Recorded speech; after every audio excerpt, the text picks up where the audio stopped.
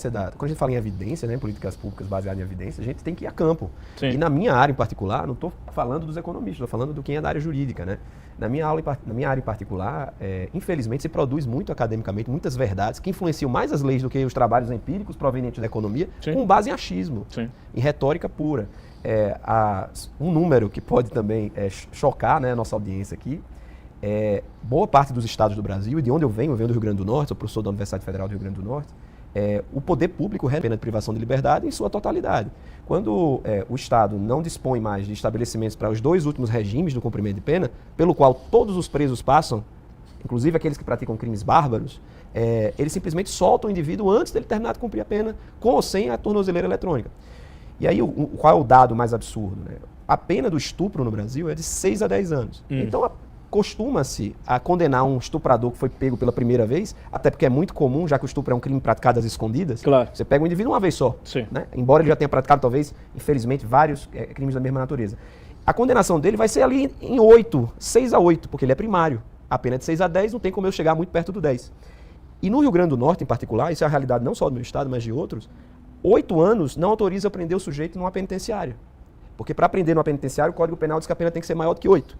Então ele teria que começar a cumprir a pena no regime semiaberto, numa colônia agrícola industrial, que também é um presídio. Só que os estados do Nordeste e outros estados de outras regiões do país abriram mão de ter esses presídios e soltam o sujeito logo após a condenação com a tornozeleira eletrônica. É inacreditável que você está me falando. O sujeito é estuprador, pratica um crime de estupro, o processo dele corre ali em segredo de justiça, ninguém sabe que ele é estuprador, 1 ano, 1 ano e meio. Uma vez condenado, ele vai circular nas mesmas vias públicas da vítima. É inacreditável. É inacreditável. Então, assim, a gente tem essa realidade. E o pior... Tem dado disso? Tem dados? Tem. Isso é o que a gente chama aliás, né? Nós juristas chamamos de regime semiaberto harmonizado. É um nome bonito, né? É justamente na ausência... Essa é novidade para mim. Vocês já ouviram falar? Vocês estão assistindo? Não, repete. Fecha aqui nele. Essa é novidade. Eu conheço a harmonização de vinho com comida. Agora, é regime... Regime semiaberto harmonizado. O que é o regime semiaberto harmonizado? Na ausência de vagas, porque o poder público foi incompetente, não edificou os presídios necessários para o cumprimento de pena em sua totalidade, o sujeito é posto em liberdade ou em prisão domiciliar, com ou sem monitoração eletrônica, que é a tornozeleira. Mas lá mesmo, no campo, professor Peri, quando a gente vai conhecer a realidade do campo, a gente percebe que as tornozeleiras, elas faltam muito, elas são escassas. Então, muitos desses sujeitos estão no semiaberto harmonizado soltos, enquanto deveriam, conforme a lei da execução penal, estar presos, de manhã, de tarde, de noite, de madrugada. Inacreditável. E a vítima está desarmonizada com a sua família.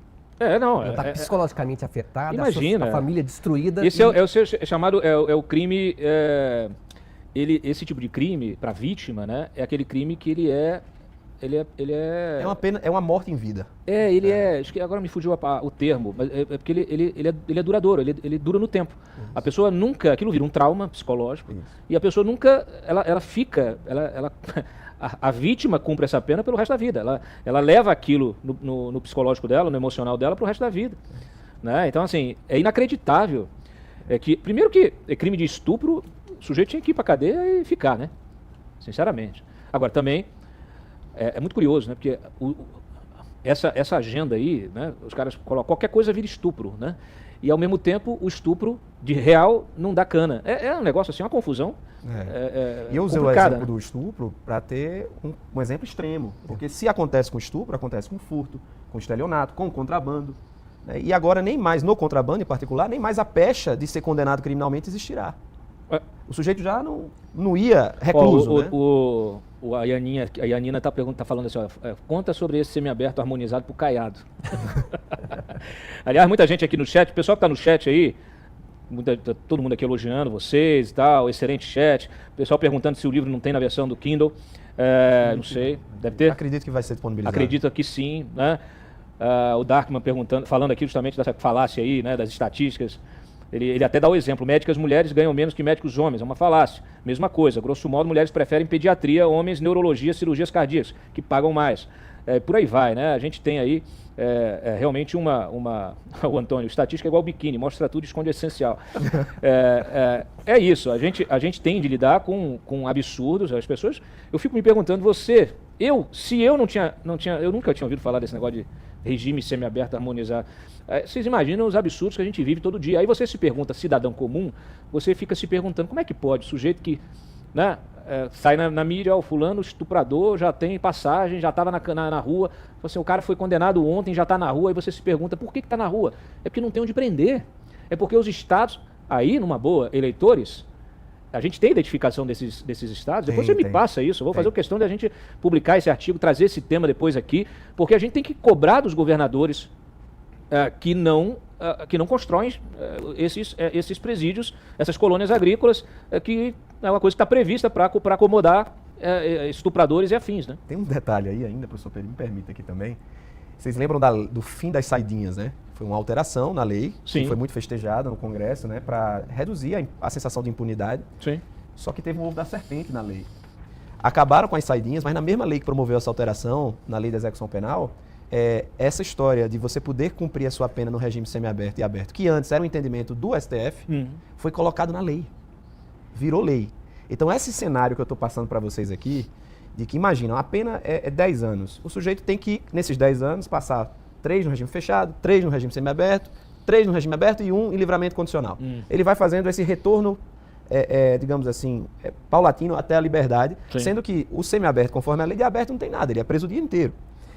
Mas aí, nessa lei da saidinha, que acabou com a saidinha, colocaram lá, não sei quem foi, né, um ovo da serpente, ou seja, hoje a lei da execução penal diz que o juiz poderá, no regime semiaberto, em que o preso deveria estar preso, conceder a ele a liberdade mediante tornozeleira eletrônica, monitoração eletrônica.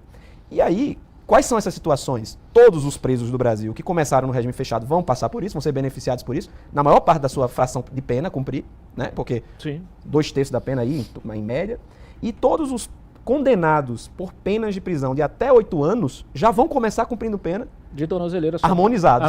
Exatamente. Por isso que a gente cansa de ver na mídia aí, a gente cansa de ver o sujeito passeando de tornozeleira. E por isso, o Cláudio, me permita, e o Felipe falou muito bem, por isso que na nossa resposta dos 408 detentos lá de São Paulo, a maioria perda moral. A intensidade da pena, uma distância cavalar, porque não tem pena.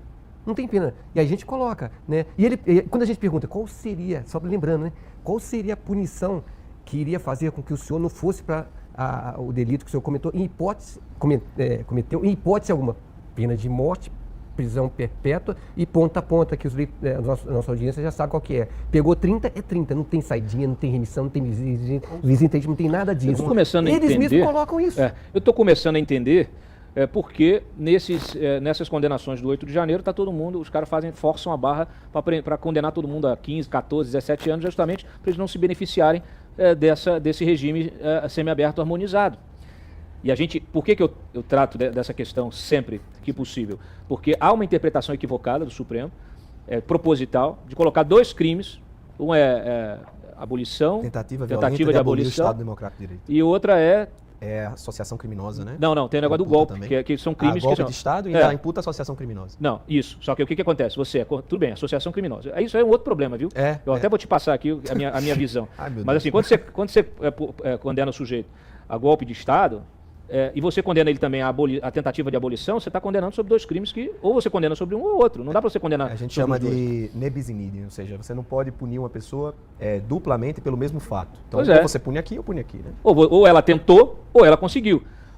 Então, assim, a gente tem... E a questão da associação criminosa é muito curioso porque eles usam a tese, isso começou lá na PGR, usam a tese de crime multitudinário. O crime multitudinário, primeiro que ele deveria reduzir a pena, né, do sujeito que está envolvido no crime multitudinário. O crime multitudinário, eles usam a tese em função do quê? Da impossibilidade de individualização de conduta, porque eles sabem que não conseguem individualizar a conduta, eles querem condenar o sujeito, mas não tem prova, não tem foto, não tem imagem, não tem testemunho, não tem nada. Então eles falam assim, o sujeito estava lá na frente, estava aqui na esplanada, ele está preso por todos esses crimes. Aí colocam o conceito da associação criminosa. Mas a associação criminosa, você precisa individualizar a conduta. Exatamente. Então como é que você condena o sujeito por associação criminosa usando o crime multitudinário? Não dá. Eu não vejo esse debate, inclusive, na comunidade jurídica.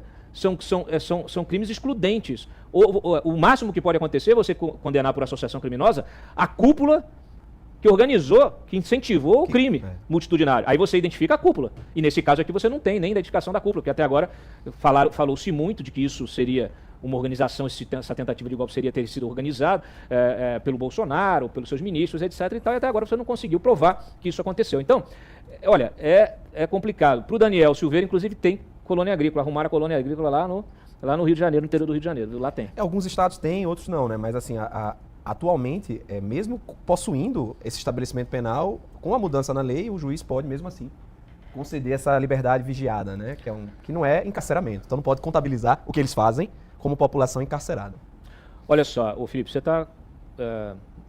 quis se comprometer em me mandar depois esses dados aí para a gente publicar desse negócio do harmonizado aí, do semiaberto harmonizado, que eu tenho certeza muita gente vai ler, vai assistir depois o programa e vai ficar chocado com essa brincadeira de mau gosto, que isso é uma brincadeira de mau gosto.